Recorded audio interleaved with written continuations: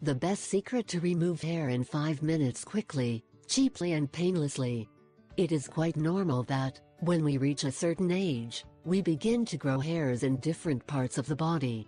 At first, it seems something very tender, and in the case of many, it can even look attractive.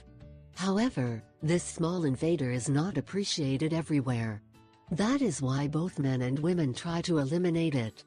Generally, people resort to various methods to remove hair from their body. The most common are usually wax and shaving. However, both methods can prove to be dangerous and sometimes very painful. In the case of wax, it can cause a great redness to our skin. Shavers, on the other hand, can cause cuts that leave ugly scars. For this reason, many choose to use other methods, painless and effective, to eliminate body hair. The best of these methods is that they have no side effects and are very simple. Here's what you can do to quickly remove body hair. For this method of hair removal, we will need a little thanaka. This substance comes from a tree bearing the same name. They are usually very abundant in central Myanmar, although it is exported to the whole world.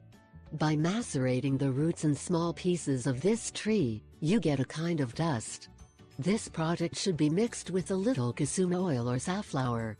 When mixing both ingredients, we will get a kind of cream with a rich aroma.